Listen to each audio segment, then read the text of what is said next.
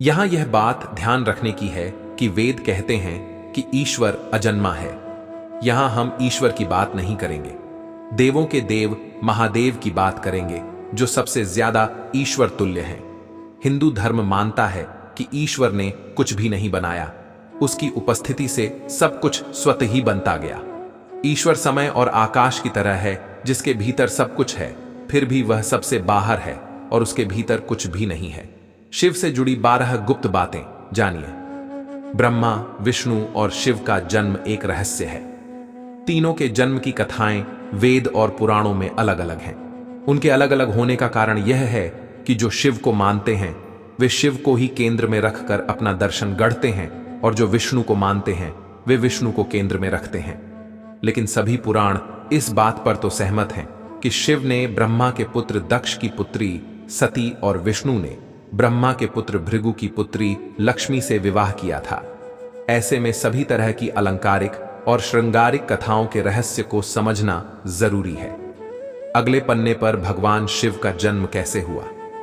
अलग अलग पुराणों में भगवान शिव और विष्णु के जन्म के विषय में कई कथाएं प्रचलित हैं। शिव पुराण के अनुसार भगवान शिव को स्वयंभू माना गया है, जबकि विष्णु पुराण के अनुसार भगवान विष्णु स्वयंभू हैं। शिव पुराण के अनुसार एक बार जब भगवान शिव अपने टखने पर अमृत मल रहे थे, तब उससे भगवान विष्णु पैदा हुए, जबकि विष्णु पुराण के अनुसार ब्रह्मा भगवान विष्णु की नाभि कमल से पैदा हुए, जबकि शिव भगवान विष्णु के माथे के तेज से उत्पन्न हुए बताए गए हैं। विष्णु पुराण के अनुसार माथे के तेज से उत्पन्न होने के कारण ही शिव हमेशा योग मुद्रा में रहते हैं। शिव के जन्म की कहानी हर कोई जानना चाहता है। श्रीमद् भागवत के अनुसार एक बार जब भगवान विष्णु और ब्रह्मा अहंकार से अभिभूत हो स्वयं को श्रेष्ठ बताते हुए लडीडीएच रहे थे, तब एक जलते हुए खंभे, जिसका कोई भी और छोर ब्रह्मा या विष्णु नहीं समझ पाए, से भगवान शिव प्रकट हुए। शिव का बाल रूप अगले पन्ने पर। यदि किसी का बचपन है तो निश्चित ही जन्म भी होगा और अंत भी। विष्णु पुराण में शिव के बाल रूप का वर्णन मिलता है। इसके अनुसार ब्रह्मा को एक बच्चे की जरूरत थी। उन्होंने इसके लिए तपस्या की। तब अचानक उनकी गोद में रोते हुए बालक शिव प्रकट हुए। ब्रह्मा ने बच्चे से रोने का कारण पूछा तो उसने बद्धी मासूमियत से जवाब दिया कि उसका नाम ब्रह्मा नहीं है, इसलिए वह रो रहा है। तब ब्रह्मा ने शिव का नाम रुद्र रखा, जिसका अर्थ होता है रोने वाला। शिव तब भी चुप नहीं हुए, इसलिए ब्रह्मा ने उन्हें दूसरा नाम दिया, पर शिव को वह नाम पसंद नहीं आया और वे फिर भी चुप नहीं हुए।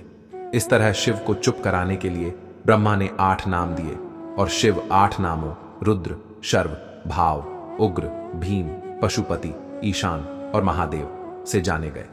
शिव पुराण के अनुसार ये नाम पृथ्वी पर लिखे गए थे। अगले पन्ने पर ऐसे प्रकट हुए शिव जी। शिव के इस प्रकार ब्रह्मा पुत्र के रूप में जन्म लेने के पीछे भी विष्णु पुराण की एक पौराणिक कथा है। इसके अनुसार जब धरती, आकाश, पाताल समेत पूरा ब्रह्मांड जलमग्न था, तब ब्रह्मा, विष्णु और महेश, शिव के सिवा कोई भी देव या प्राणी नहीं था।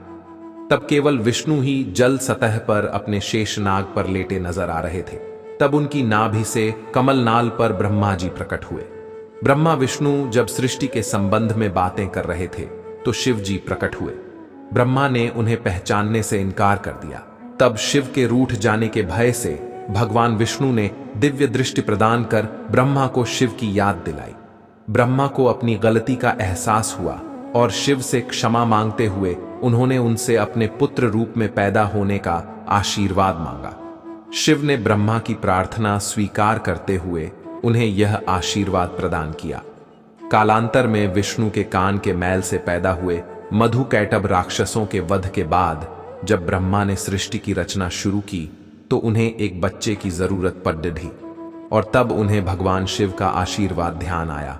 अतः ब्रह्मा ने तपस्या की और बालक शिव बच्चे के रूप में उनकी गोद में प्रकट हुए। अगले पन्ने पर शिव जी का पहला अवतार कौन, जानिए। भगवान शिव का विवाह ब्रह्मा के पुत्र दक्ष की पुत्री सती से हुआ था।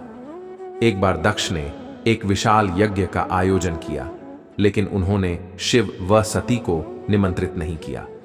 भगवान शिव के मना करने के बाद भी सती इस यज्ञ में आईं और जब उन्होंने यज्ञ में अपने पति शिव का अपमान होते देखा तो यज्ञ वेदी में कूदकर उन्होंने अपनी देह का त्याग कर दिया। जब भगवान शिव को यह ज्ञात हुआ तो उन्होंने क्रोध में अपने सिर से एक जटा उखाड़ी और उसे रोषपूर्वक पर्वत के ऊपर पटक दिया। उस जटा से महाभयंकर वीरभद्र प्रकट हुए। शिव के इस अवतार ने दक्ष के यज्ञ का विध्वंस कर दिया और दक्ष का सिर काटकर उसे मृत्युदंड दिया। बाद में देवताओं के अनुरोध करने पर भगवान शिव ने दक्ष के सिर पर बकरे का मुंह लगाकर उसे पुनः जीवित कर दिया।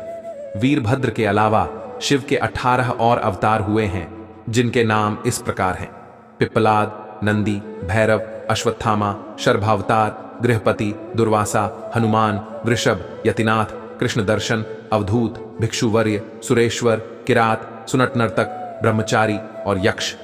जानिए कहां घटी थी अनादि और अनंत अग्निस्तंभ की घटना।